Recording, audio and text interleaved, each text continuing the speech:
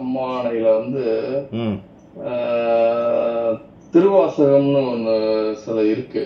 ம் அதுல வந்து திருவாசகம் இதுல ரெண்டாவது திருவாசகம், முதல் திருவாசகம் நான் பேசணும். ம் ம் இது வந்து சிம்பிளா இருக்கிற மாதிரி இருந்தாலும் ம் இதுல உள்ள விஷயங்கள் வந்து எனக்கு கொஞ்சம் சில விஷயங்கள் புரியப்படல. ம் நான் சொல்ல போனா நல்லாவே புரியப்படலன்னு வச்சுக்கோங்களேன். வாசின்னு மட்டும் தெரியுது, அதுக்கப்புறமேட்டு உள்ள பகுதிகள் புரியல. ம் சொல்றேன். கலையோடு கலையை தாக்கி கண்ணின் மேல் கருணை நாட்டி மலையோடு மலையை தாண்டி வளர்ந்தவன் பதமே கண்டு சிலையோடு சிலையினாலும் சிவபரா கிருவை ஒன்றே அலைதலை முழக்கம் போலே அவள் உரைக்கலுற்றாள். இன்னொரு வாசிக்குவா சார்? அதாவது கலையோடு கலை, ஆமா, கலையோடு கலை அப்படின்றது வந்து அந்த என்ன முன்னாடி வாசிய யுகத்தில் சொல்லியிருக்காங்கன்னா இடகலை பிங்கலைன்னு சொல்லக்கூடிய ரெண்டுத்தையும் ஒன்று சேர்க்கறது. இப்போ இந்த மூக்கு வழியாக வர்றதை வந்து அவங்க இடகலைன்னு சொல்கிறாங்க, இந்த மூக்கு வழியாக வர்றதை வந்து அது வந்து சூரியக்கலை சந்திரக்கலைன்னு ரெண்டு விதமாக அதை வந்து பிரித்து நம்முடைய சித்தர்கள் வந்து சொல்லியிருப்பாங்க. இப்போ அந்த ரெண்டத்தையும் ஒன்று சேர்க்குறீங்க. அந்த ஒன்று சேர்க்குற விஷயத்தை தான் வந்து அவங்க வந்து அந்த பாட்டில் வந்து சொல்லி இருக்கிறத நீங்கள் வந்து பார்க்கலாம். அது மலை போல் வளர்ந்தது அப்படின்றது வேற சொல்லியிருக்கிறாங்க. மலையோடு மலையை தாண்டி வளர்த்தவன் பதமே கண்டு. அதான் வளர்த்தவம், வளர்த்தவன்னா அப்ப யாரு? படைத்தவன் தானே வளர்த்தவன். உங்களை வளர்த்தது யாரு? உங்க உயிர் தானே வளர்க்குது. முதல்ல அதை சொல்லுங்க. நீங்க பிறக்கும் போது எவ்வளவு அது சைஸ்ல இருந்தீங்க? ஒரு அடி இருந்தீங்க குழந்தையா இருக்கும் போது. ஒரு அடியில இருந்து இப்ப 6 அடி எப்படி வந்தீங்க? உயிர் இருக்கவே தானே அது வளர்ந்தது. அப்ப அவனுடைய பதத்தை நீங்க காண வேண்டும். அதுக்கு வந்து நிறைய மலைகளை கடக்க வேண்டும். மலைன்னா வந்து என்ன சொல்றாங்க, தடைகள். நிறைய தடைகளை தாண்டி நீ போகும்போது தான் அது கிடைக்குது அப்படின்றத சொல்றாங்க. அது அது ஒரு ப்ரிலிமினரியா ஃபர்ஸ்ட் ஆரம்பத்தில் இருக்கக்கூடிய பாட்டு. அதை வந்து அவர் சொல்லியிருக்காரு. இன்னும் உள்ள போக போக ஆழங்கள் இருக்குது. அந்த திருவாசகம் அப்படின்றது வந்து எல்லாரும் இன்னைக்கு வந்து ஜஸ்ட் ஒரு முற்றோதல்ல திருவாசகத்தை ஓதர் அப்படின்னு பாட்டா படிச்சுட்டு போயிடுவாங்க. ஆனா திருவாசகத்துல இல்லாததே இல்லை. அதுல வந்து ஆழமான எல்லா விஷயங்களையும் அவங்க வந்து சொல்லி இருக்கிறாங்க. சரிங்களா? அதுல நிறைய இருக்கு. ஆனா வந்து அதை வந்து அது பக்தி மார்க்கத்தில் போகும்போது அது வந்து அது வேற மாதிரி கொண்டு போயிடுறாங்க. ஆனா அந்த காலத்துல வந்து எப்படின்னா எல்லா நாயன்மார்கள்னு நம்ம சொல்லக்கூடியவங்க எல்லாருமே பக்தியில இருந்ததா வந்து சொல்லிக்கிட்டு இருக்கிறாங்க. ஆனா உண்மையில என்ன அப்படின்னு கேட்டீங்கன்னா அவங்க பக்தியிலன்றது வந்து என்னன்னா உண்மை பக்தியில இருந்தாங்க. அதாவது தன்னை அறிந்து அவங்க வந்து அந்த நிலையில இருந்தாங்க. ஆனா இந்த காலத்திலேயே வந்து நீங்க அகைன்ஸ்ட் ஒரு வெர்ஷனை நம்ம வந்து இந்த உலகத்துல பேச முடியாது. எந்த ஒரு ரிலீஜியஸை பத்தி நம்ம பேச முடியாது. சரிங்களா? இப்ப அகைன்ஸ்ட் ரிலீஜன் நீங்க பேசுனீங்கன்னா வந்து இப்பயே வந்து பிரச்சனைகள் உண்டு. அப்படி இருக்கும்போது அந்த காலத்துல ரிலீஜனை வந்து ஒரு பெரிய லெவல்ல வச்சிருந்த நேரத்துல அங்க கோர்ட்டு எல்லாம் அதெல்லாம் கிடையாது. அன்னைக்கு அரசன் என்ன சொல்றானோ அன்னைக்கு அதோட முடிஞ்சுது. அரசன் வந்து இவனை சிறை சேதம் பண்ணனா முடிஞ்சு போச்சு. இவனை கழுமரத்துல ஏத்துறனா ஏத்திடுவாங்க. சரிங்களா? ஸோ இதெல்லாம் வந்து அந்த காலத்தில் அப்படி இருக்கும்போது யாருமே வந்து வெளிப்படையாக நேரடியாக எதையுமே வந்து பட மாட்டாங்க. இப்போ அருணகிரிநாதருடைய பாடல்கள்லாம் சரி, அதில் சொல்லியிருப்பார் பாருங்க, அருவாய், அருவுருவாய், உருவாய், வருவாய், குகனே போற்றி. அப்ப நம்ம எப்படி வந்தோம் அப்படின்னு கேட்டீங்கன்னா, அருவாய் முதல் நிலைன்றது அருவாய், இரண்டாவது நிலைன்றது அருவுருவாய், மூன்றாவது நிலை என்பது உருவாய், வருவாய் குகனே போற்றி அப்படின்றத அவர் சொல்லியிருப்பாரு. அதை அது முருகனை பற்றி பாடின பாடலாக இவங்க சொல்லியிருப்பாங்க. சரியா? ஆனால் இதுதான் உலகியல்ல இருக்கக்கூடிய ஒரு அதி உண்மை அப்படின்றத யாருக்குமே தெரியாது. அதாவது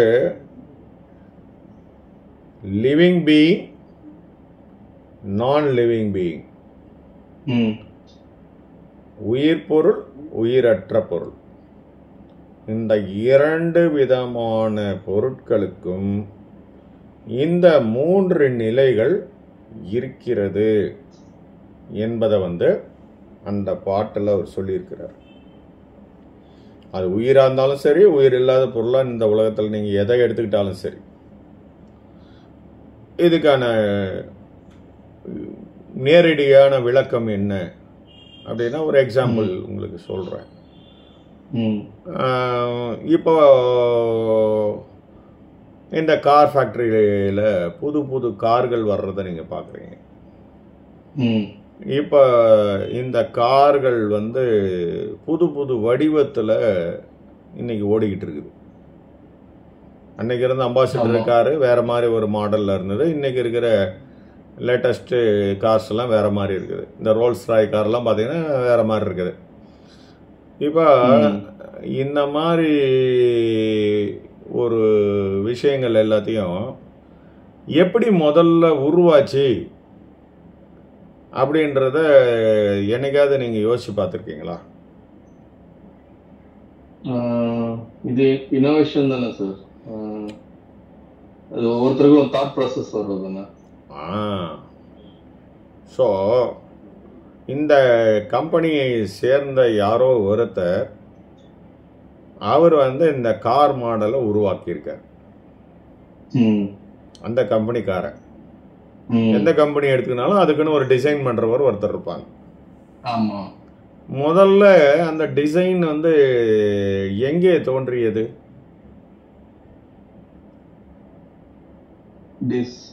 மைண்ட்ல தான்.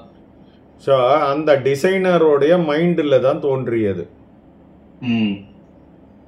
இத நம்மளால பார்க்க முடியுமா? அதை நம்ம அனுபவிச்சு பார்க்க முடியுமா? இல்ல, முடியாது இல்லையா? இப்ப இந்த நிலைக்கு பேர் தான் அருவ நிலை. ஸோ இந்த நிலையில நீங்க பார்க்கவும் முடியாது, அனுபவிக்கவும் முடியாத நிலை. இரண்டாவது நிலை அந்த டிசைனர் தன் மைண்டில் உருவானதை ஒரு பேப்பர்ல ஒரு படமா வரைஞ்சி அந்த ஓனர்கிட்ட காட்டுறாரு. யாரே அந்த கார் கம்பெனி ஓனர்கிட்ட காட்டுறாரு. இப்போ அந்த டிசைனை பார்த்தவொடனே அந்த கார் கம்பெனிக்காரருக்கு பிடிச்சிருச்சு. இப்போ அந்த கார் கம்பெனி ஓனர் அந்த காரை பத்தி பார்க்க முடியுமா, பார்க்க முடியாதா? பார்க்க முடியும். ஆனா அந்த கார்ல ஏறி சவாரி பண்ண முடியுமா? இதுதான் இரண்டாவது நிலைன்னு சொல்லக்கூடிய அரு உருவ நிலை. சரியா? சோ அரு உருவ நிலை என்பது என்னன்னா, பார்க்க முடியும், பிடிபடாது. இத நாம் மட்டும் சொல்ற மாதிரி நினைச்சுக்காதீங்க. இது வள்ளல் பெருமான் தெல்ல தெளிவா சொல்லியிருக்கிறாரு 3 தேகங்களை பற்றி. மூன்றாவது, இப்ப அந்த டிசைனர் என்ன பண்றாருன்னா, அந்த கார் என்ஜினியர் ஃபேக்ட்ரி என்ஜினியர்கிட்ட வந்து அந்த பேப்பரை கொடுத்துட்றாரு. இந்த மாதிரி வடிவத்தில் இந்த காரை ரெடி பண்ணுங்க அப்படின்ட்டு. ஸோ அதுக்கான ஃபண்டிங் வந்து இந்த முதலாளி ஓகே வந்து கையெழுத்து போட்டுறாரு. இப்போ அந்த கார் வந்து பிராண்ட் நியூ கார் வந்து மாடல் வந்து வந்துடுச்சு, ரெடி பண்ணிட்டாங்க. இப்போ அந்த காரை அந்த ஓனர் பார்க்க முடியுமா? பார்க்க முடியும். இப்போ அந்த காரில் அந்த ஓனர் ஏறி உட்காந்துக்குன்னு ஓட்ட முடியுமா? அந்த அனுபவிக்க முடியும் இல்லையா? இதுதான் மூன்றாவது நிலை. ஸோ இது உருவ நிலை. ஸோ இந்த 3 நிலைகளை தான் இயற்கையில் உள்ள அனைத்து பொருட்களும் உருவாகி வந்திருக்கிறது அப்படின்றது தான் உண்மை. அதாவது அது சிமெண்ட்ல செய்தாங்களா, இரும்புல செய்தாங்களா, தங்கத்துல செய்தாங்களா, இதெல்லாம் கணக்கு கிடையாது. அவங்க எதுல செய்து இருந்தாலும் இந்த 3 ஸ்டேஜ் கட்டாயம் உண்டு. சரியா? ஸோ இந்த 3 ஸ்டேஜில் தான் இந்த மனித உடலும் வந்திருக்கு அப்படின்றத நம்ம புரிஞ்சுக்கிறோம்.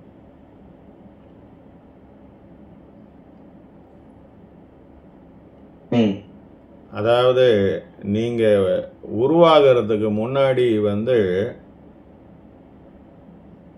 யார் கண்ணுக்குமே தெரியாத லெவல்ல இருந்திருப்பீங்க. ஆமா. இப்ப நீங்க வந்து தாயோடைய கருவுல வந்து அந்த கர்ப்பப்பையில வந்து உள்ள வந்துட்டீங்க. இப்ப குழந்தை உள்ள வளர ஆரம்பிக்குது. இப்போ ஸ்கேன் பண்ணா பார்த்துடலாமா? பார்த்துடலாம். பார்க்கலாம். ஆனா குழந்தைய கொஞ்சம் முடியுமா?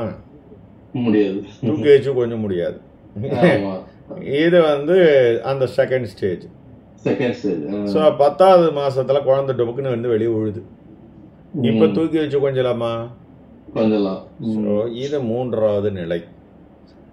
ஸோ இந்த 3 நிலைகளை வந்து உயிர் பொருளாக இருந்தாலும் சரி, உயிர் அற்ற பொருட்களாக இருந்தாலும் இதுதான் டிக்டிவ். எல்லாத்துக்குமே ஒரு எக்ஸ்பைரி டேட் உண்டு. அது உயிர் பொருளாக இருந்தாலும் சரி, உயிரற்ற பொருளாக இருந்தாலும் ஒரு எக்ஸ்பைரி டேட் உண்டு. இதுவுமே எப்பொழுது அந்த பொருள் உருவாக்கப்படுகிறதோ அப்பொழுதே அது எழுதி வைக்கிற ப்ரோக்ராமிங்கோட தான் வருது. இப்ப இந்த கார் மாடல் சொன்ன இல்லையா?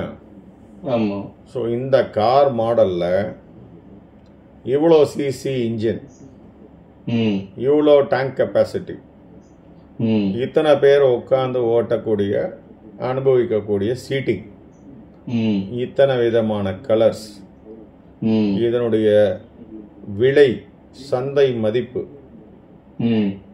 இது எல்லாமே ஃபிக்ஸ் பண்ணி தான் அந்த கார் வெளியில வருது.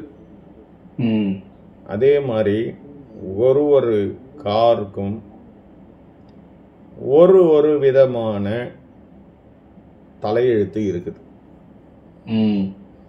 ஒரு கார் வந்து என்ன ஆகுதுன்னா, அந்த காரை எடுத்து 2 கிலோமீட்டர் கூட போயிருக்க மாட்டேன், காரு கிராஷ் ஆகி ஆக்சிடென்ட்ல சுக்குநூறாக உடஞ்சி போகிற கார்களையும் பார்க்குறோம். ஒரு சில கார்கள் வந்து பார்த்தீங்கன்னா 25 வருஷம் 30 வருஷம் ஓடி அதனுடைய ரெஜிஸ்ட்ரேஷனுடைய கெப்பாசிட்டியே க்ளோஸ் ஆகியும் நம்பர் பிளேட் இல்லாமல் சும்மா ஊர் சுத்தத்துக்கு மட்டும் யூஸ் பண்ணுறது எல்லாம் இருக்குது. கல்யாண ஊர்வத்தில் ஈத்துன்னு போகிற கார்லாம் இருக்குது, அதுக்கெல்லாம் நம்பர் கிடையாது. சரியா? அந்த மாதிரி இன்னைக்கும் நீங்க வந்து இந்த அது என்ன சொல்றது, இந்த காலத்து அம்பாசடர் காரை பார்க்கலாம். இப்போ எங்க சொந்த ஊரான திருவண்ணாமலையில் பார்த்தீங்கன்னா இந்த அம்பாசடர் காரை இப்போ எதுக்கு பயன்படுத்துறாங்கன்னா, இந்த சவ ஊர்வலத்துக்கு பயன்படுத்துறாங்க. அந்த அம்பாசடர் காரை வந்து அந்த மாதிரி வடிவமைச்சு அந்த இதில் அந்த சடலத்தை வச்சு பூக்களால் ஜோடிச்சு அதை எடுத்துன்னு போகிற மாதிரி அதை வச்சிருக்கிறாங்க. ஸோ இன்றைய லெவலில் அதுக்கு வந்து இன்றைக்கும் அந்த ஒரு விஷயத்தை நடத்திக்கிட்டு இருக்குது. சரியா? ஸோ இதே மாதிரி தான் ஒரு காருக்கும் ஒரு விதமான ஒரு விதி வந்து இயக்கத்துல இருக்கு. சரிங்களா? ஸோ இந்த காருக்கே இப்படி இருக்குன்னா உயிர் பொருளை யோசிச்சு பாருங்க.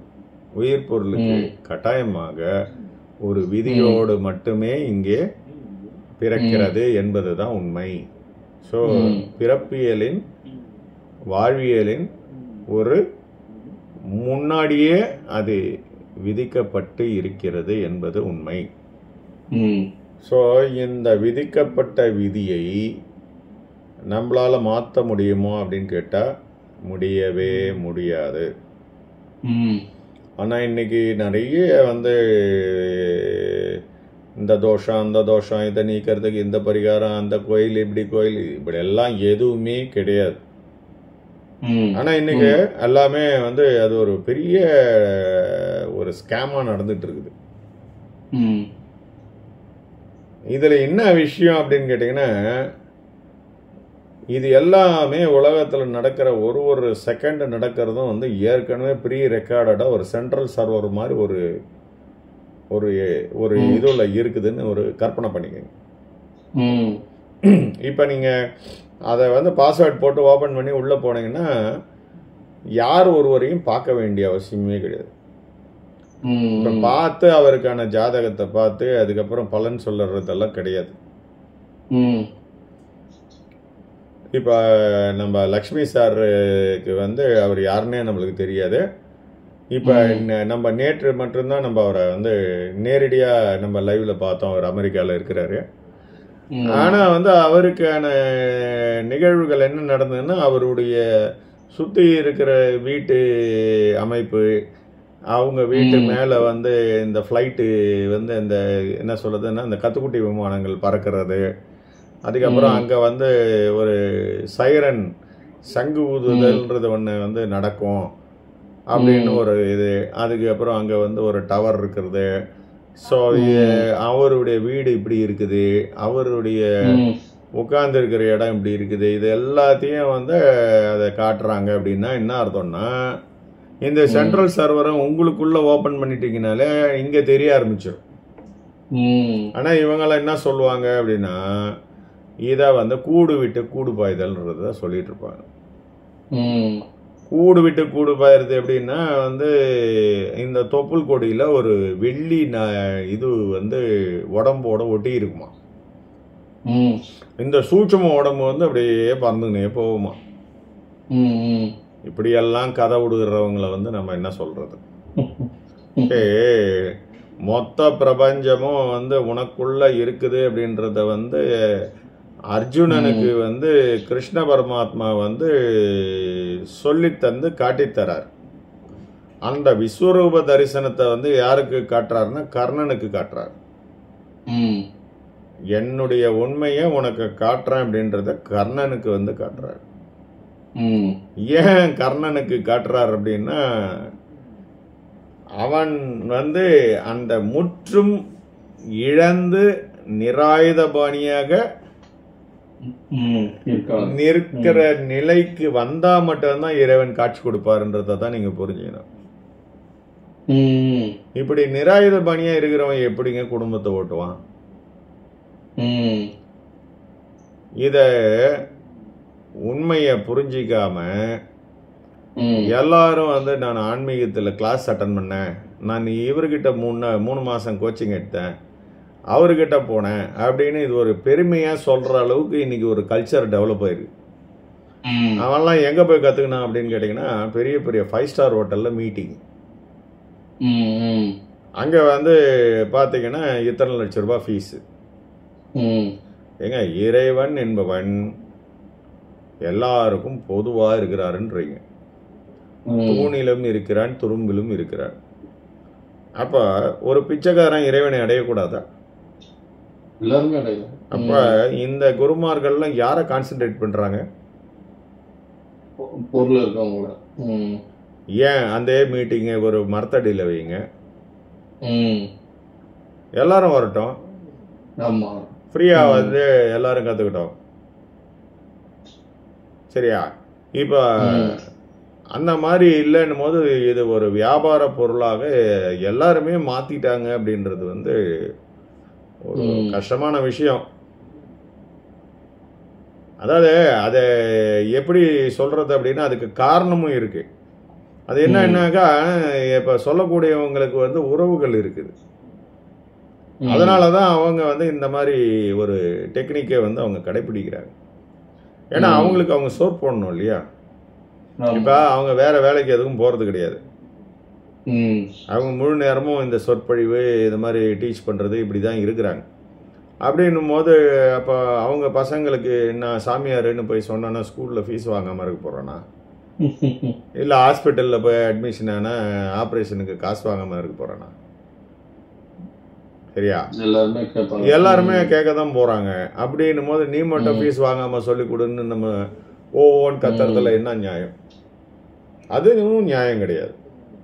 ஆனா இங்க உண்மைத்தன்மை என்ன இருக்குது அப்படின்னு கேட்டீங்கன்னா அது ஒரு வியாபாரமா தான் மாறுமே ஒழிய முடிவுக்கு வராதுன்றது தான் உண்மை.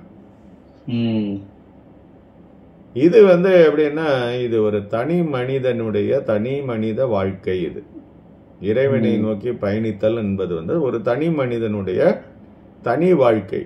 இதுல வந்து குடும்பம் குட்டிகளுக்கு இடம் கிடையாது. ஏன்னா அவங்கவுங்களுக்கு ஒரு ஒரு வாழ்க்கை இருக்குது. ஸோ இன்றைய தேதி வரைக்கும் அவங்க நம்மளோட இருக்கிறாங்க. நாளைக்கு வந்து அவங்க கல்யாணம் பண்ணின்னு போயிட்டாங்கன்னா அவங்களுடைய வாழ்க்கையே வேற, அவங்க உலகமே வேற. உங்க உலகத்தோட அவங்க இருக்க போறதில்ல. ஆமா, சரி. அப்படி இருக்கும்போது நீங்க அவங்களையும் வந்து பிச்சைக்காரனா வச்சிருக்கிறது இல்லை, என்ன நியாயம்? ஸோ அதுக்காக அவங்க வரல. அப்படின்னும் போது கார்பரேட் சுவாமிகள் வாங்க தான் செய்வாங்க. சரிங்களா? ஸோ இது வந்து யாருடைய தவறு? நீங்க யோசிக்காம அங்க போய் உளறீங்க. அப்புறம் அவன் மேல சொல்லி என்ன பிரயோஜனம்? அவன் வயிற்றுக்கு பசிக்கு அவன் வந்து சொல்லித்தரேன்னு ஒரு தொழில் ஆரம்பிச்சிருக்கிறான். தொழில்னாலே அதுல வரவு செலவு உண்டு தானே. அப்படி இருக்கும்போது நீங்க அவரை வந்து அப்படியே கொள்ளடிச்சிட்டாரு, அதை அடிச்சிட்டாரு, நீ தானே ஏமாந்து கொடுத்த. அதுக்கப்புறமேட்டா அவங்ககிட்ட போய் என்னை ஏமாத்திட்டாரு, போயிடுச்சு வந்துச்சுன்னு சொல்லியிருந்தா என்ன அர்த்தம்? எல்லாருமே வந்து பிச்சைக்காரர்கள வந்து இருப்பாங்கன்னு நினைக்க முடியாதுல்ல. சரி, இறைநிலையை அடையணும்னா நீ அந்த தனித்துவமான பாதையில போனா மட்டும்தான் அதை வந்து போக முடியும்ன்றது தான் உண்மை. இவங்க வந்து அறிவு புகட்டுறாங்க, அவ்வளவுதான். உங்களுக்கு அனுபவத்தை புகட்டல. என்ன ஒரு சினிமா என்னத்தை சொல்லுது? நமக்கு ஒரு கதையை சொல்லுது. சில நேரத்துல வந்து ஒரு உண்மை கதையை கூட அவங்க படமா எடுத்து போடுறதெல்லாம் இருக்கிறாங்க. அந்த மாதிரி தான் இப்ப அது ஓடிக்கிட்டு இருக்குது. அதுக்காக நீ சினிமா பார்த்த மாதிரி நீயே வந்து ஹீரோ ஆயிட முடியுமா? என்ன சினிமா பார்த்துட்டு வெளியே வந்தா நீயே நார்மல் பர்சன், அவ்வளவுதான். சரியா? அதே மாதிரி அங்க இருக்கிற வரைக்கும் நீங்க வந்து அந்த ட்ரைனிங் பண்ணும்போது ஆய்வுன்னு இருப்பீங்க. அப்புறமேட்டு வெளில வந்துட்டீங்கன்னா பசிக்கு நீங்க வேலைக்கு தேடி தான் ஆகணும், போய் தான் ஆகணும். அப்ப நார்மல் லைஃப்ல இருந்து தான் ஆகணும். இதை யாரும் ஒன்றும் பண்ண முடியாது. சரியா? அதனால சும்மா வந்து ஆன்மீகவாதிகள்லாம் இன்னைக்கு பிஸ்னஸ் பண்றாங்க, போறாங்க வராங்க அப்படின்னு வந்து வளரிட்டு இருக்கிறதுல எந்த நியாயமும் இல்லை. நீ என்னென்ன பிஸ்னஸ் பண்ற? நீ ஃபேன் வியாபாரம் பண்றன்னா என்ன சும்மா கொடுக்குறியா? ஃபேனை நீ இலவசமா எல்லாருக்குமே கொடுக்க வேண்டியது தானே. நீ மட்டும் எதுக்கு வந்து இறைவன் தானே உன அந்த ஃபேனை கண்டுபிடிக்கிறதுக்கு சொல்லி கொடுத்தாரு. அப்ப நீ மட்டும் வந்து தனியா உனக்கு கத்துக்கணும் வந்துட்டியாண்ணா? நீ பிறக்கும் போதே ஃபேன் செய்யற வித்தையை கத்துக்கணும் வந்தியாண்ணா? இல்ல. அப்ப நீயும் ஏதோ ஒரு வித்தையை விற்கிறதுக்கு தானே வந்திருக்கிற. நீ வித்தையை விற்கும் போது அவன் வித்தையை விற்கிறதுல என்ன தப்பு? அதை ஏன் எல்லாரும் குற்றம் சொல்லிக்கிட்டு இருக்கிறாங்க? சாமியாருக்கு எதுக்கு இதெல்லாம்? சாமியாருக்கு எதுக்கு இது? சாமியாருக்கு எதுக்கு இதெல்லாம் நீங்க பேசக்கூடாது. சாமியார் எந்த சூழ்நிலையில இருக்கிறாருன்னு நீங்க தெரிஞ்சுக்கணும். சாமியாருக்கு குடும்பம் இருக்குது. குடும்பம் இருக்குதுன்னா நீ கட்டாயமா வேலைக்கு போகணும், சம்பாதிக்கணும், எல்லாம் இருக்குது. இதுல வந்து டிஃபரன்ஸ் ஆஃப் சாமியார்கள் இருப்பாங்க. அதாவது எப்படின்னா வயிற்றுக்கு மட்டும் கிடைச்சா போதும்னு ஒரு சாமி இருக்கும். குடும்பத்தை நடத்துறதுக்கு ஒரு அளவுக்கு கிடைச்சா போதுன்ற ஒரு சாமி இருக்கும். சரியா? ஊழலே பண்ணி கோடி கோடியா சேர்க்கணும்ன்றத வந்து நினைக்கிற ஒரு கார்ப்பரேட் சாமியும் இருக்கும். எல்லா துறைகளிலும் திருடர்கள் உண்டு. ஆனா திருடல்களை வைத்து தான் இன்று நல்லவர்கள் மீது இருக்கின்ற கருத்துக்களும் பரவுகிறது. அவங்க வந்து அவங்கள தன்னை நல்லவன்லாம் ப்ரூஃப்லாம் பண்ண முடியாது. ஏன்னா அதுக்கு வந்து இந்த பிரபஞ்சம் இடம் கொடுக்காது. சரியா? பிரபஞ்சம் உன்னை எப்படி ப்ரொஜெக்ட் பண்ணுதோ அப்படித்தான் இருக்க முடியும். உன் கேரக்டரை வந்து நீ எப்பயுமே வெளிப்படுத்த முடியாது. அன்லஸ் அதர்வைஸ் இயற்கை உனக்கு அதை அலோவ் பண்ணா மட்டும்தான் உன்னுடைய சுயரூபத்தை காட்ட முடியும். இல்லைன்னா எதிராளியோடைய ஒப்பீனியன் படி தான் வந்து உன்னை ப்ரொஜெக்ட் பண்ணும். அவர் ரொம்ப நல்ல டாக்டருங்க அப்படின்னா அது 10 பேர் நல்ல டாக்டர் நல்ல டாக்டர் நல்ல டாக்டர் போயிட்டே இருக்கும். ஆடா அந்த ஆளுகிட்ட போனானா ஒண்ணுமே சரியாவதியான்னு ஒரு 2 பேர் சொன்னா அதோட முடிஞ்சுது. ஸோ அவனை சொன்னதை தான் வந்து பதிவு பண்ணுவாங்க. இவன் போயே இருக்க மாட்டான் அந்த டாக்டர் கிட்ட. ஐயோ அந்த டாக்டர் மோசையா, சரி நீ போய் பார்த்து வைத்தியம் பார்த்து இருந்தா சொல்லலாம். அதுக்கு முன்னாடியே நீ சொல்றான் பாரு. இப்படிதான் இன்னைக்கு நிறைய ஜனங்க இருக்குது. சரியா? ஒருத்தன் சொன்ன கருத்தை வந்து ஒரு 4 பேருக்கு போயிடுச்சுன்னா அதுக்கப்புறமேட்டா அது 4000 பேர் போறது ரொம்ப ஈஸி. அந்த 4 பேருக்கு நீ புஷ் பண்றது தான் இன்னைக்கு இருக்கக்கூடிய என்ன சொல்றது அந்த வியாபார நுணுக்கம். இன்னைக்கு ஏன் டிவியில விளம்பரத்தை கொடுக்கணும்? விளம்பரம் கொடுக்கறாங்கன்னா என்னன்னா உன் மனசுல பதிய வைக்கிறதுக்கு ஒரு பேர் வேணும். ஃபேன் அப்படின்னா ஃபேன்னா எல்லாருக்கும் தெரியும். ஆனால் ஃபேன்ல எந்த ஃபேனை வாங்கிறது? நிறைய ஃபேன் இருக்குது. அப்போ அந்த ஃபேனுக்கு பிராண்ட் நேம் தெரியணுமே. அப்போ தெரியலன்னும் போது என்ன பண்ணுறது? கடையில் போய் ஃபேனு நான் கேட்பேன், வெறும் ஃப்ரிட்ஜு நான் கேட்பேன். ஸோ ஃப்ரிட்ஜுன்னா அதுக்கு என்ன டைப் ஆஃப் ஃப்ரிட்ஜு, அதில் ஒரு டோர் வேணுமா 2 டோர் வேணுமா, இல்லை இந்த கம்பெனி வேணுமா அந்த கம்பெனி வேணுமா, இது இவ்வளோ விலை அது இவ்வளோ விலை, எல்லாமே தெரிஞ்சு தானே போகிறாங்க. ஆமாம். அதே மாதிரி தான் எல்லாமே இன்னைக்கு வந்து அந்த பிராண்டிங் அப்படின்றது வந்து அதாவது ஒன்றும் இல்லை, சாதாரண கொசுவர்த்தி. கடையில் போய் கேட்குறவங்க என்ன கேட்குறாங்க தெரியுங்களா? டாடாய்ஸ் கொடுங்க. என்னடா ஆமையை கேட்குற? டாடாய்ஸ் கொடுங்கன்னு கேட்ட உடனே கடைக்காரனும் அந்த அந்த சுருள் கொசுவத்தி சுருளை எடுத்து கொடுக்குறான். சரிங்களா? அத மாதிரி வந்து குட் நைட் கொடுங்கன்னு கேட்குறான்.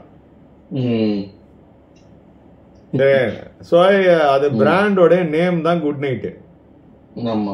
அது வந்து ஒரு எலக்ட்ரிக் அப்ளையன்ஸுன்றத வந்து எல்லாரும் மறந்து போய் இன்னைக்கு என்ன சொல்றாங்க, அது வந்து குட் நைட் அப்படின்ற பேரை உங்க மனதில் பதிவு வச்சிட்டான்.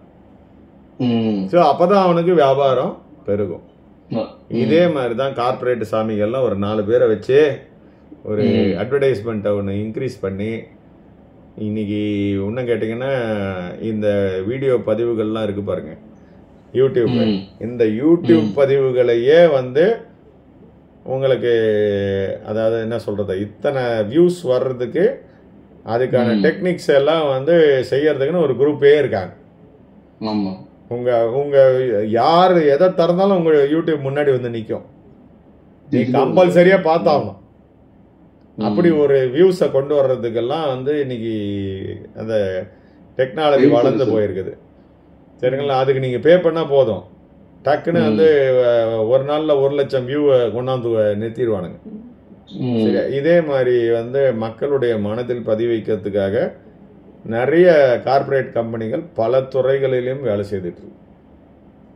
சரியா? அது மாதிரி தான் இன்னைக்கு இருக்கு. ஸோ நம்ம சொல்ல வந்த விஷயத்தை எங்கன்னா, இந்த டாபிக்கினுடைய முக்கியமான விஷயம்னா 3 உருவங்கள். இந்த 3 விதமான ஸ்டேஜஸை தெரிந்தவர்கள் வந்த வழியே திரும்பி போகணும் அப்படின்றது தான் ஊர் போய் சேருகின்ற வழி. சரியா? ஸோ வந்த வழியே திரும்பி போகணும் அப்படின்னா என்ன அர்த்தம் அப்படின்னு கேட்டிங்கன்னா, அதுக்கு ஒருத்தர் சொல்றாரு என்னதுன்னு, நான் ஞானம் அடைஞ்சிட்டேங்க இந்த வயசுல. சரி, ஞானம் அடைஞ்சிட்டு ரைட்டு. நானும் 3 வேளை சாப்பாடு சாப்பிட்றேங்க. நீங்கள் எப்படிங்க? நானும் 3 வேளை சாப்பிட்றேங்க. நீங்கள் தொழில் பண்ணுறீங்களா? ஆமாங்க, நானும் தொழில் பண்ணுறேங்க. அப்புறம் என்னங்க ஞானம்? என்ன ஞானம்னா என்ன?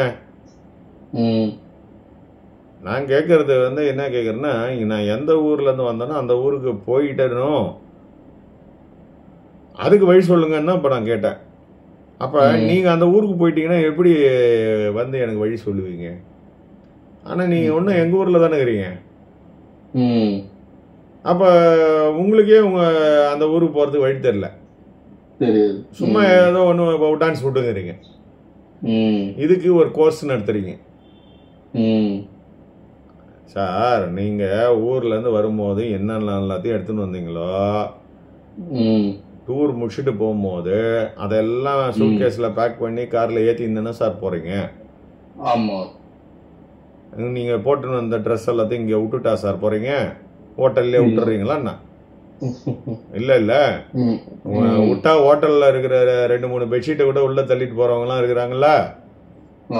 அந்த திருட்டு பயலாம் இருக்கானுங்க, சரிங்களா? ஸோ அங்கே இருக்கிற சோப்பு, சீப்பு, ஷாம்பு, அந்த இதில் வச்சிருக்கிற பால் பவுடரு எல்லாத்தையும் பேக் பண்ணின்னு போகிறவங்கலாம் இருக்கிறாங்க. இதுக்கும் சேர்த்தானே நான் வாடகை கொடுக்குறேன் அப்படின்னு எடுத்துகிட்டு போகிறவங்க இன்னைக்கு இருக்கிறாங்க. அந்த மாதிரி இந்த உலகத்துக்கு வாடகைக்கு வந்த நீங்கள் வரும்போது எல்லாத்தையும் எடுத்துகிட்டு வந்தீங்க. இல்லை, எது வரைக்கும் வந்தீங்க? உடம்போட வந்தீங்க. இந்த உலகத்துக்கு உடம்போட வந்தீங்க. அந்த உடம்ப நீங்கள் ட்ரெஸ்ஸுன்னு கூட வச்சுக்கோங்க. அப்போ இந்த ட்ரெஸ்ஸையும் நீங்கள் எடுத்துன்னு போக வேண்டியது தானே உங்களுடைய கடமை. அப்போ தானே நீங்கள் எல்லாத்தையும் மொத்தமாக வெக்கேட் பண்ணின்னு போனதா அர்த்தம். இப்போ இந்த ஹோட்டல்காரங்கிட்ட சொல்லிட்டு போகிறீங்க, ஏங்க இந்த ரூமில் நான் ஒரு சூட்கேஸ் வச்சுட்டு போகிறேன், ஏன்னா நான் ஒரு வாரத்தில் மறுபடியும் வருவேன், அப்போ நான் லக்கேஜ் எடுத்துன்னுலாம் வர முடியாது, நான் வரும்போது பஸ்ஸில் வர போகிறேன், அதனால் அது இங்கே இருக்கட்டும் அப்படின்னு ஓனர்கிட்ட கொடுத்துட்டு போகிறீங்க. அப்போ நீங்கள் திரும்பி வரும்போது அந்த சூட்கேஸில் அப்போ இந்த ஊரில் உங்களுடைய உரிமை பொருள் இங்கே இருந்துட்டு இருக்குது. கரெக்டா இல்லையா? ஆமாம், கரெக்டு. அப்போ நீங்கள் முழுமையாக வெக்கேட் பண்ணின்னு போகலையே.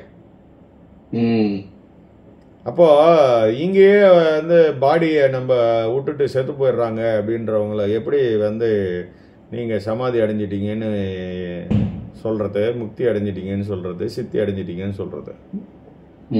நீ இருந்த எந்த ரெமினன்ஸும் இங்கே இருக்கக்கூடாது. இப்போ நீன்னு சொன்னது எதெல்லாம் உன் உடம்ப தானே நாங்களாம் நீங்கள் குருவேன்னு நாங்கள் கொண்டாடணும். அப்போ இதை நீ இங்கே விட்டுட்டு எங்கே போன? அப்போ இது இங்கே இருக்குதுன்னா அப்போ உன் பொருள் இங்கே விட்டுட்டு போயிட்டேன். அப்போ நீ முக்தி அடையலை. You will come back. சரியா? ஸோ ஞானம் அடைகிறேன் அப்படின்றதெல்லாம் அது கிடையாது. ஞானம் அடையுதுன்னா நீ அதெல்லாம் வேணவே வேணாம். ஞானம்ன்ற பேரில் விட்டுருங்க, சாதாரணமாக வச்சுக்குங்க. நான் எப்படி மெட்ராஸுக்கு வந்தனோ அதே மாதிரி மெட்ராஸ்லேருந்து திருவண்ணாமலைக்கு போயிடணும். அப்போ தான் நான் மொத்தமாக வெக்கேட் பண்ணின்னு போனதா அர்த்தம். இனிமேட்டு மெட்ராஸ் வரமாட்டேன். அந்த முடிவோட நான் வெக்கேட் பண்ணின்னு போயிட்டேன். இதை மாதிரி போகிறது தான் கடைசி நிலை. இதை மாதிரி போகிற வரைக்கும் நீ மெட்ராஸில் உட்காந்து நான் திருவண்ணாமலை போகிறேன்னு சொல்லின்னு இருந்தேன்னா அது முட்டாள்தனம். சரியா? அப்போ அதை பற்றி நீங்கள் ஒரு பேர் ஞானம்னு வச்சுக்கிறீங்க. என்ன சொல்கிறது, 3வது கண் திறந்ததுன்றீங்க, எல்லாம் சொல்கிறீங்க. அதனால் பலன்கள்லாம் வேறு சொல்கிறாங்க. இப்போ 3வது கண்ணை திறந்து விட்டால் ஏற்படும் பலன்கள். அடப்பாவி, இதெல்லாம் இன்னைக்கு யூடியூப்ல போட்டு தள்ளிக்கிட்டு இருக்காங்க. அதாவது நீ எதெல்லாம் கத்துக்கினியோ அதெல்லாம் விட்டுட்டு போறதுக்கு தான் வழி. அதை விட்டுவிட்டு நீ இதனால பலன் வருது அப்படின்னா எப்படி? அது இப்ப ஒரு இருட்டாக இருக்கிற ரூம்ல டியூப்லைட் போட்டா என்ன ஆகும்? நல்லா வெளிச்சம் வரும். அப்ப இருட்டு காணாம போயிடுது இல்ல? ஆமா. அப்போ இருட்டுன்னு சொல்லக்கூடிய மாயையில் ஒன்று விட்டு போயிடும். இருட்டுன்னா நீ உங்ககிட்ட இருக்கிற அறியாமை. அப்போ அறியாமைன்னு சொல்றது என்னன்னா நீ நானும் வேற அப்படின்னு சொல்றதுல ஆரம்பிச்சு நம்ம பணம், பகட்டு, ஜாதி, மதம், இப்படியே அது இது மாதிரி நான் இவ்வளோ படிச்சிருக்கேன் அப்படி இருக்குது எல்லாமே அந்த இருட்டு தான். அப்போ இறைவன் என்ற ஒன்று இந்த விளக்கு அந்த டியூப்லைட் வந்துச்சுன்னா இது எல்லாமே பிச்சுக்கிட்டு ஓடிடும். அப்போ உங்ககிட்ட செல்வம் தங்குமா?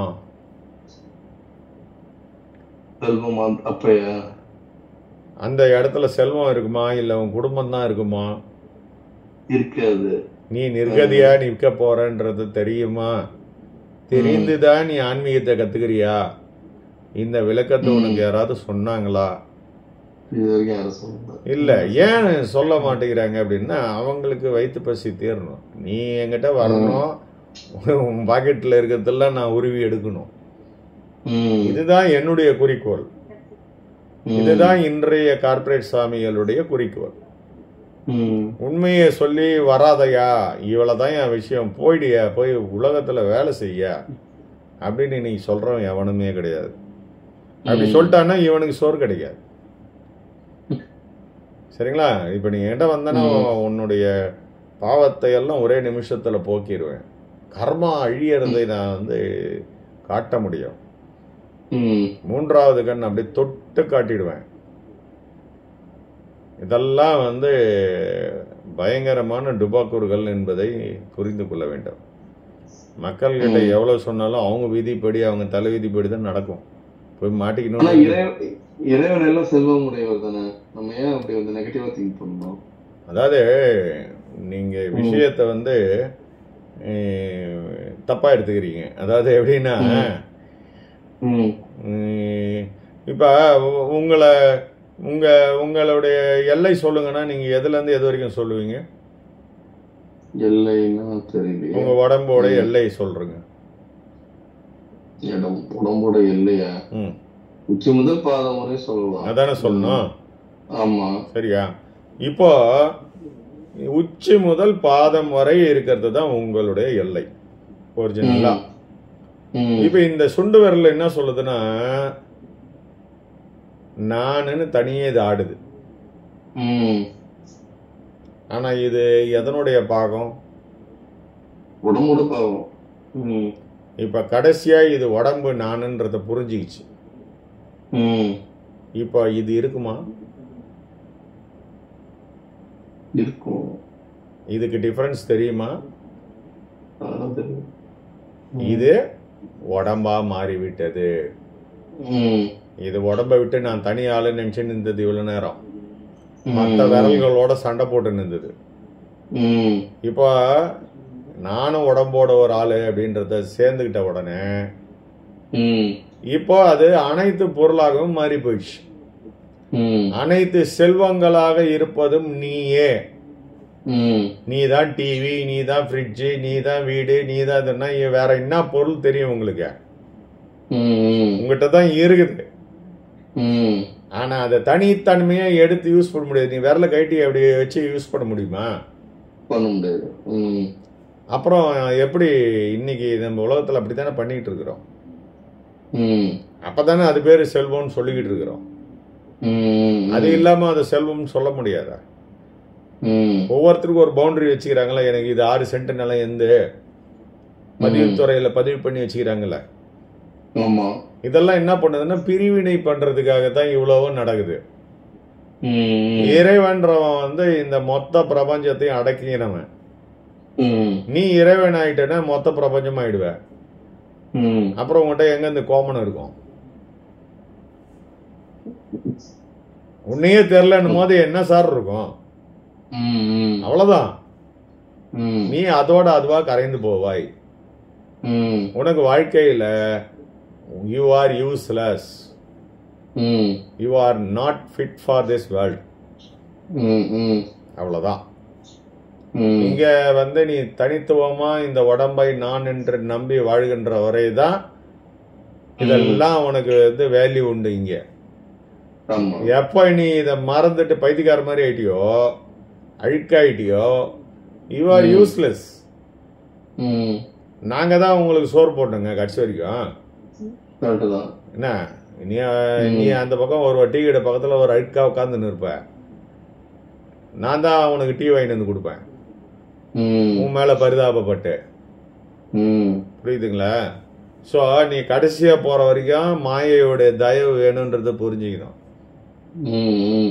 எல்லாரும் என்ன நினைக்கிறாங்கன்னா மாயைனா வேற ஏதோ நினைக்கிறாங்க. அதுவும் இறை பொருள் தான். ஸோ அது உன்னை கண்ட்ரோல் பண்ணக்கூடிய ஒரு கண்ட்ரோல் ஃபோர்ஸ் வாழ்க்கைய. அதனால அது மாயைனா அப்படியே வெறுத்துறது, அப்படியே மாயைனா வெறுத்துட்டான் அப்படிலாம் கிடையாது. அது உன்னை ஆதரிச்சா மட்டும்தான் நீ மேலுக்கு வர முடியும், உன்னை இங்க இருந்து ரிலீஸ் பண்ணும். இல்லைன்னா நீ தலை கீழே நின்னா கூட உனக்கு ஆன்மீகத்துல சுட்டு போட்டா வராது. அது உன்னை ரிலீஸ் பண்ணி விடணும்.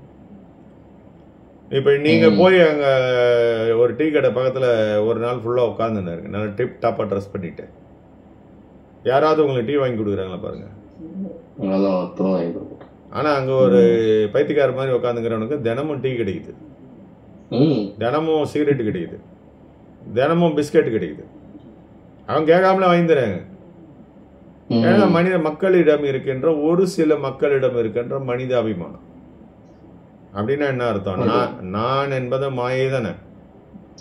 நான் தானே அந்த ஆளுக்கு டீ வாங்கி தரேன், அவனே டீயை வர வச்சு குடிக்க வேண்டியது தானே. புரியுதுங்களா? அவன் கேட்கறானோ இல்லையோன்றது வேற, கேட்காமலே கிடைக்குதுன்றது வேற. அந்த கேட்காமலே கிடைக்கிற நிலை வரும் வரை அவனும் பிச்சை தான் எடுப்பான். புரியுதுங்களா? அப்போ அழகண்ணி சித்தருடைய பாட்டிலே எழுதியிருப்பாங்க, எத்தனாயிரம் வருஷங்களுக்கு முன்னாடி அவர் வாழ்ந்தவர். புல்லரிடம் கையேந்தி வாழ்கின்ற நிலையில் வைத்திருக்கிற என் கண்ணம்மா, புல்லரிடம் கையேந்தாமல் நீயே எனக்கு சோறு போடுற நிலை என்னைக்கு வரும் அப்படின்றத அவருடைய பாட்டில் எழுதியிருப்பார்.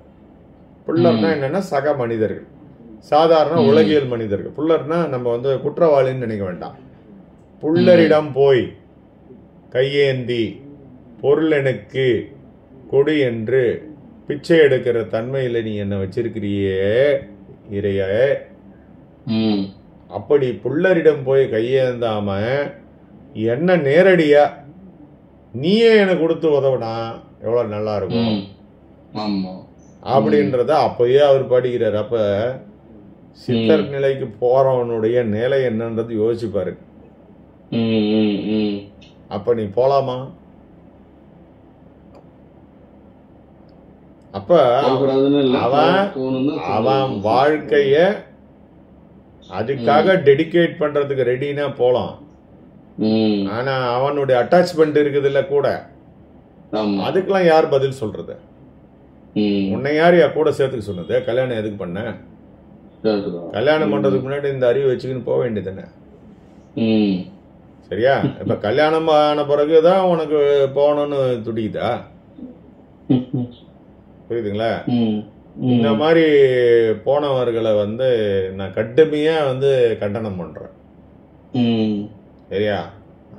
அதனால இயற்கை என்பது அனுமதிக்காத வரையில் உங்களால இந்த துறைன்னு மட்டும் இல்ல, எந்த துறையிலும் உன்னால ஷைன் பண்ண முடியாது. எல்லாம் இன்னைக்கு நினைச்சுன்னு இருப்பாங்க, நான் தான் எல்லாமே, இன்னைக்கு இவ்வளவு செல்வத்தை பெற்று இருக்கிறேன்னா என்னுடைய கடினமான உழைப்பு, இப்படி எல்லாம் இருப்பாங்க. சரியா? ஆனா உண்மை அது இல்லை. அதுதான் கண்ணதாசன் அப்பயே பாடியிருப்பான். அதாவது நதி வெள்ளம் ஓய்ந்த பின்பு நதி வறண்டு போயிருக்கிறதுக்கு நதி காரணம் இல்ல, அங்க மழை வரல, அதனால நதி காஞ்சி போயிருக்குது. அதுக்காக நீ நதியை போய் திட்டத்துல என்னப்பா நியாயம்?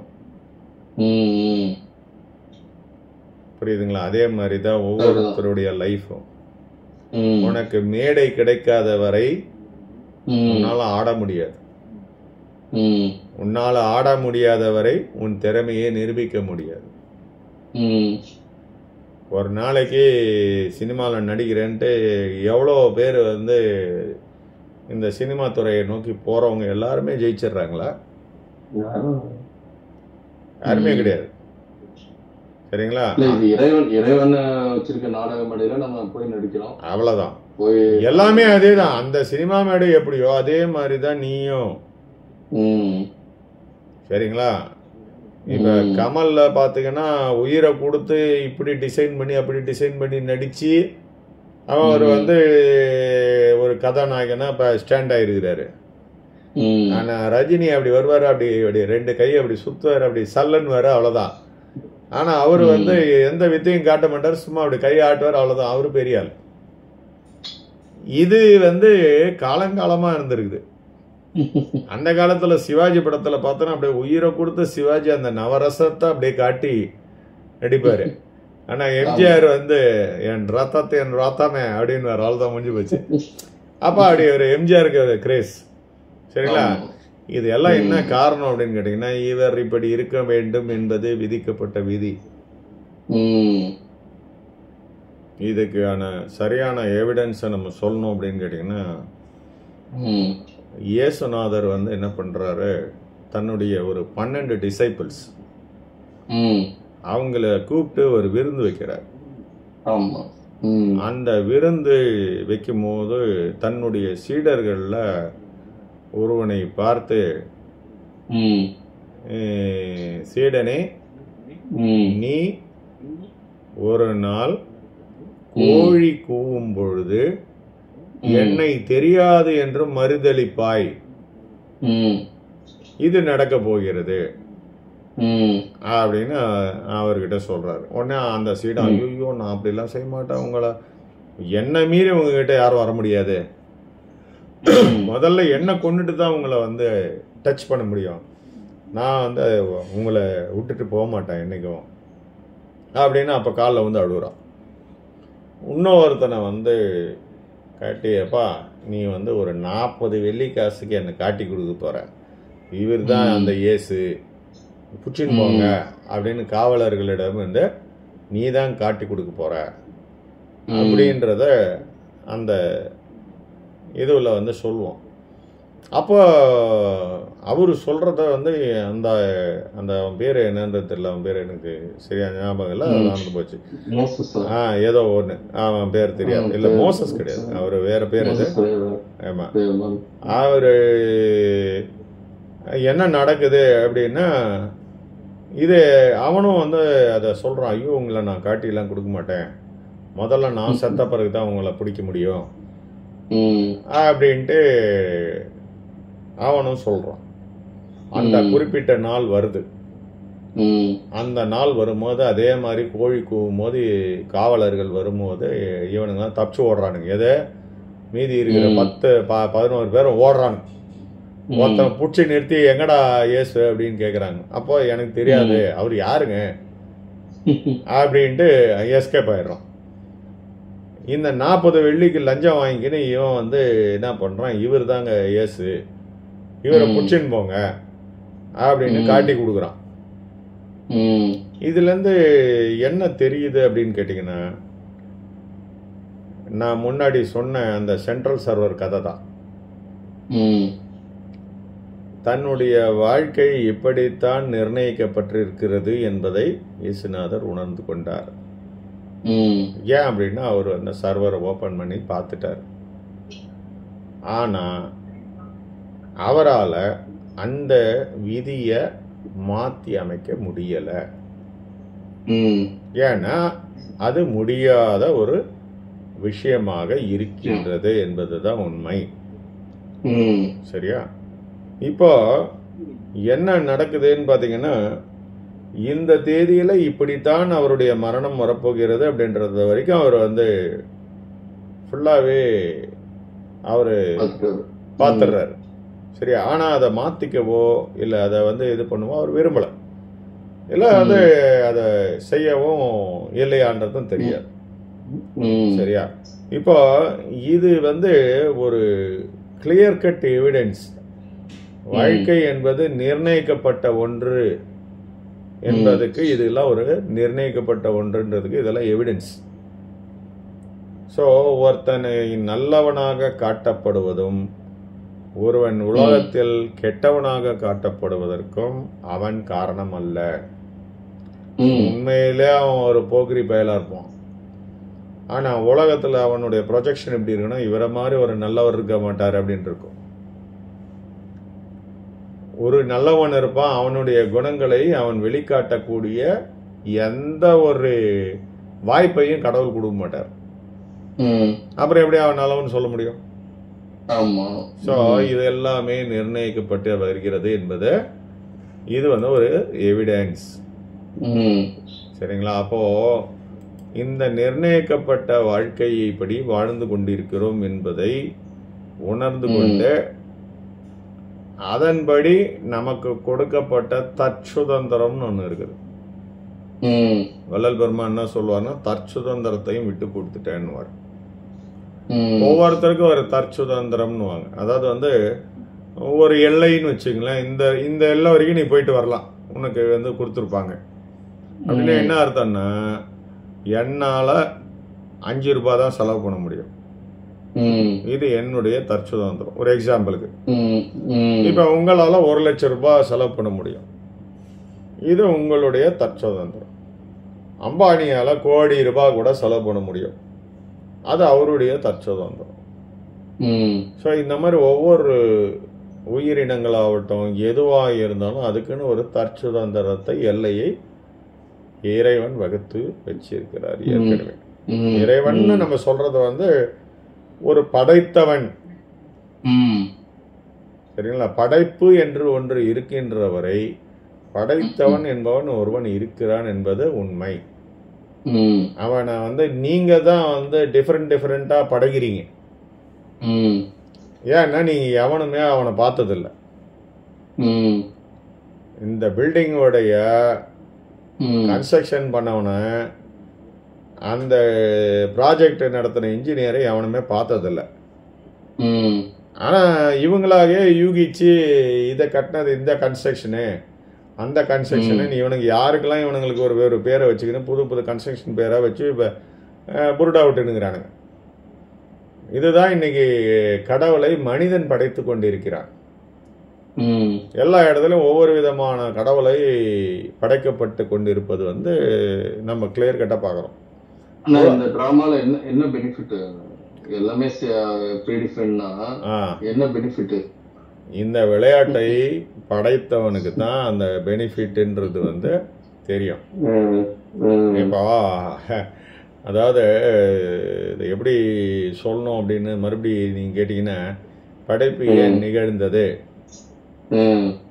படைப்புக்கு பிறகு இறப்பு, இறப்புக்கு முன்னாடி பிறப்பு, பிறப்பதற்கு முன்பு நீங்கள் எப்படி இருந்தீர்கள், இறப்புக்கு பின்பு எங்கே செல்கிறீர்கள், மறுபடி வந்து நீங்க மறுபிறப்பு வருகிறீர்களா, பிறப்பு என்பது இப்படிதான் வந்து இந்த இண்டஸ்ட்ரியில செய்யப்படுதா, இந்த ஃபேக்டரியில தான் செய்யறாங்கன்னு ஒரு எவிடன்ஸ் இருக்குதான்னு கேட்டீங்கன்னா இதுக்கெல்லாம் யாருக்குமே விடை கிடையாது. அதை தேடுவதிலும் அர்த்தம் இல்லை. ஏன்னா உங்களுடைய வாழ்நாளே ரொம்ப கம்மி. 60 வருஷம் நீங்க வாழறீங்கன்னா 30 வருஷம் தூங்கியே கழிக்கிறீங்க. ஸோ இருக்கிறது 30 வருஷம் தான். அந்த 30 வருஷத்துலயே நீங்க வந்து சாப்பிட்றது, காலை கடன் போறது, குளிக்கிறது, அதெல்லாம் போகுது. அதுக்கப்புறம் வேலைக்கு போறீங்க, அதுலெல்லாம் போகுது. அப்போ சொந்தமா சுயமா சிந்திக்கிறதுக்கு ஒரு நாளைக்கு 1 மணி நேரம் கிடைச்சாலே பெரிய விஷயம். ஸோ இவ்வளவு குறுகிய நேரத்துல நீங்க வந்து தான் வந்த இடத்தை நோக்கி பயணம் செய்யணும்னு நினப்பு வர்றதே பெரிய விஷயம். அது வந்துச்சு அப்படின்னும் போது அதுக்கான டைம் ஸ்பெண்ட் வந்து ரொம்ப கம்மி. ஏன்னா அது உண்மையை வந்து அது அங்க போனா தெரிஞ்சிடும். ஏன்னா நீங்க அங்க இருந்து இங்க வந்து திருப்பி சொல்ல முடியாது. சரியா? கண்டவர் விண்டிலர், விண்டவர் கண்டிலர். சரிங்களா? அப்போ அந்த அந்த இதுபடி நீங்கள் வந்து ஏன் அப்படி கண்டிலர் விண்டிலர்னு ஏன் சொல்கிறோம் அப்படின்னா, யூ பிகம் நோ ஐடென்டிட்டி. இப்போ ஐடென்டிட்டியோட நீங்கள் இருக்கிறீங்க. அந்த நிலைக்கு போகும்போது உங்களுக்கு இண்டிவிஜுவல் ஐடென்டிட்டி கிடையாது. இப்போ இந்த உடம்புல நீங்கள் யாருக்கு சப்போர்ட் பண்ணுவீங்க சொல்லுங்க? எந்த கைக்கு சப்போர்ட் பண்ணுவீங்க? ஐடென்டிட்டி இருக்கிறதால சப்போர்ட் பண்ணுவோம். இல்லை, இந்த கை இருக்குது, இது என் உடம்பு. இந்த உடம்புல நான் இடது கைக்கு சப்போர்ட் பண்ணுவேன்னா வலது கைக்கு சப்போர்ட் பண்ணுவேன். எல்லாமே ஈக்குவல் தான். ரெண்டு இதுமே நான் கண்டுக்க மாட்டேன். அது பாட்டு என்னென்ன வேலை செய்தோ செய்யணும், அவ்வளோதான். இதுக்காக ஸ்பெஷலாக வந்து எதுவும் செய்யலாம் மாட்டேன். சரிங்களா? இந்த பக்கத்துக்கு மட்டும் நான் ஒரு ஷர்ட்டு, இந்த பக்கத்துக்கு ஒரு கிழிஞ்சி ஷர்ட் எல்லாம் போட மாட்டேன். எல்லாத்தையும் பொதுவாக போடுவேன். சரியா? அது வந்து இந்த விரலுக்கு பிடிக்குதா பிடிக்கலையான்றது பற்றிலாம் எனக்கு தெரியாது. சரியா? எனக்கு பிடிக்குதா, நான் இந்த விரல மோதிரம் போட்டுக்கிறேன். ஆனால் இந்த விரலுக்கு அந்த மோதிரம் பிடிக்குதான்னு நான் என்னைக்கா கேட்டுக்கிறேன்னா இல்லை. சரியா? அதே மாதிரி தான் அவங்க வந்து இறை நிலைக்கு போகும்போது என்ன ஆயிடுவாங்கன்னா ஐடென்டிட்டியை மறந்துடுவாங்க. தான் என்ற ஐடென்டிட்டி அவங்களுக்கு தெரியாது. அந்த தெரியாத ஒருத்தங்கிட்ட போய் நீ நின்று பேசி கெஞ்சினா என்ன, உன்னை யாருன்னே அவனுக்கு தெரிய போறதில்ல, எதிரில் நிக்கிறதே தெரிய போறதில்ல. அப்படி இருக்கிற போது அவன் எப்படி உனக்கு அருள் செய்வான்? சரியா? ஆனா அதுல வேற சூட்சமங்கள்லாம் இருக்குது. இது வந்து சும்மா ஒரு லாஜிக்காக சொல்றேன். நீ வந்தது வாழ்வதற்கு, அந்த வாழ்க்கை இப்படித்தான் என்றால் அதை ஜீரணித்துக் கொண்டு பிடித்தாலும் பிடிக்காவிட்டாலும் அதை வாழ்ந்தே தீர வேண்டும். வேற வழி கிடையாது. அதுக்காக நீ முயற்சி பண்ண வேண்டான்னு சொல்ல. ஏன்னா உனக்கு ஒரு எல்லை கொடுத்துருக்குறாங்க, தற்சுதந்திரன்ற ஒரு எல்லையை கொடுத்துருக்குறாங்க. நீ அதை வச்சு ட்ரை பண்ணு. இப்ப 5 ரூபாய் உனக்கு கொடுத்துட்டு போனாங்களா, அந்த 5 ரூபாய் வச்சு ட்ரை பண்ணு. சப்போஸ் உனக்கு லக்கு கிளிக் ஆச்சுன்னா 5 ரூபாய் 10 ரூபாய் ஆயிடும், 10 ரூபாய் 100 ரூபாய் ஆயிடும், 100 ரூபாய் கோடி ரூபாய் ஆயிடும். இவங்க தான் அடித்தளத்துல இருந்து மேல் தளத்துல வரக்கூடிய கோடீஸ்வரர்களா மாறிடுறாங்க. சரியா? இதெல்லாம் வந்து எழுதி வைக்கப்பட்ட விதி. நீ இப்படித்தான் பிறந்து இப்படி இந்த லெவலுக்கு வந்து வாழ்ந்து இப்படி இறக்கணும் அப்படின்றது விதி. சரியா? இந்த மாதிரி ஒன்றும் நடந்துட்டு இருக்குது. இதுக்கு வந்து எந்த ஒரு பேசிக்காக இருக்குதா, லாஜிக் இருக்குதா? இந்த உலகத்துல இருந்து ஏதாவது ஒரு ப்ராடக்டை வந்து கடவுள் ஏதாவது வந்து வளர்க்குறாரா? இப்போ நம்ம கோழி வளர்க்குறோம், எதுக்கு வளர்க்குறோம்? ஒரு ஸ்டேஜ் வந்தோடனே அதை அறுத்து போட்டு சாப்பிட்றதுக்கு வளர்க்குறோம். இந்த மாதிரி கடவுள் வந்து நம்மளையெல்லாம் வந்து வளர்த்துட்டு இறப்பு சொல்றது வந்து நம்ம கருத்து எத்து போறாங்களா அப்படின்றதெல்லாம் நம்ம சொல்லக்கூடாது. சரியா? அதெல்லாம் நம்மளுக்கு தெரியாத விஷயங்கள்ல நம்ம வந்து வேணும். ஏன் அப்படின்னா அந்த நிலைக்கு போகும்போது எதுவுமே இல்லைன்றது தான் உண்மை. அப்ப நான் இங்க வந்த பிறகு இப்படி பேசிங்கிறது பொய். அப்ப நான் உண்மையை பார்க்கலன்னு அர்த்தம். அப்ப உண்மையை நம்பலன்னு அர்த்தம். உண்மையை நம்பிட்டா நான் பேசவே மாட்டேன். அது அறிவியல் தெரிகின்றது. அதை தாண்டி அனுபவமாக மாற வேண்டும். அப்போ உனக்கு எதுவுமே தெரியாம போனாதான் நீ எல்லாமா கலந்துட்டேன்னு அர்த்தம். சரிங்களா? ஓகே, இன்னைக்கு இது போதுமா? சூப்பர். 1 மணி நேரம் ஆயிடுச்சு. ரைட்டா? சரி சார். நன்றி.